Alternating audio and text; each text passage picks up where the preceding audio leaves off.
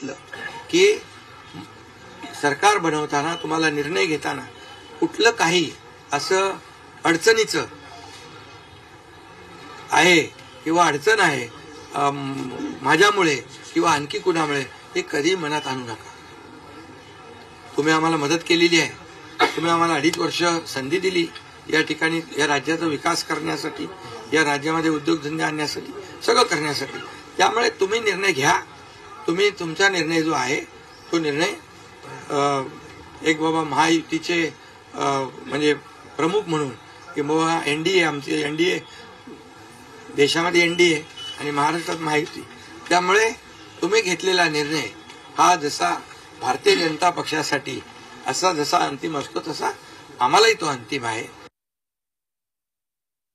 कुठलीही कोंडी आणि कुठलेही काही राहू नये म्हणून मी आज तुम्हाला बोलवलंय.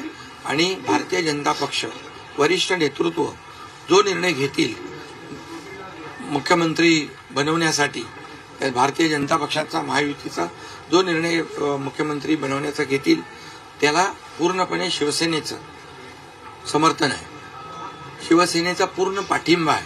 भारतीय जनता पक्षाचा म्हणजे आज आमची बैठक होईल आणि त्यांच्या बैठकीमध्ये जे काही ठरेल ते मी कालच त्यांना सांगितलेलं आहे की जो निर्णय आपण घ्याल तो एकनाथ शिंदेला मान्य आहे, शिवसेनेला मान्य आहे. आणि त्यामुळे कुठलंही काही कोंडी, कुठलंही काही अडसर, कुठलं काही नाराजी, कुठलं काही हे सगळं काही नाहीये, स्पीड ब्रेकर नाहीये.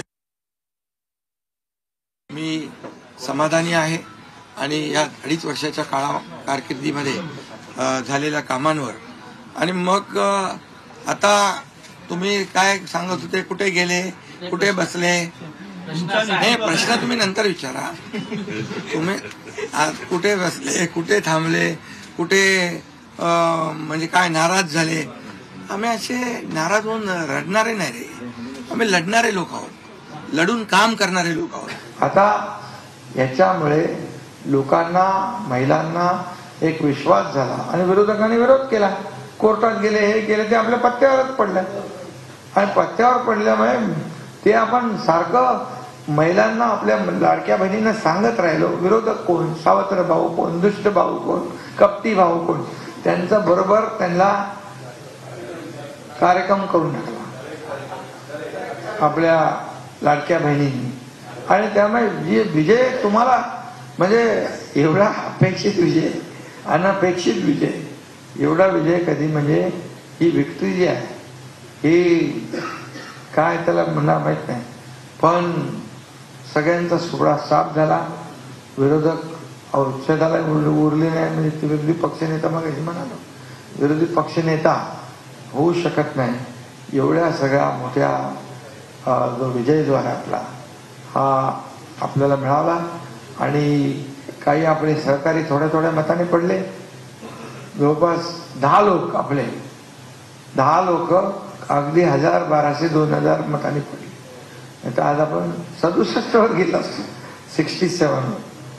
पण ठीक आहे, काही आपला जो निवडून येण्याचं जी आकडे स्ट्राईक रेट आहे तो जनतेने आपल्याला आशीर्वाद दिले आहे. आपल्याला हे आता उलट आपली जबाबदारी आणखी वाढलेली आहे. आणि हे जे काही सगळं सुरू केलं आहे ते सुरू ठेवायचं आहे, आणखी वाढवायचं आहे त्याच्यामध्ये. आणि आपल्या प्रत्येक आमदार जे निवडून आलेले आहेत या सगळ्यांचं मी अभिनंदन करतो, मनापासून आपल्याला शुभेच्छा देतो. एवढंच सांगतो की आता मात्र आता ते चालू आहे ना आपलं काम, सगळं काम सुरू आहे. त्यामुळे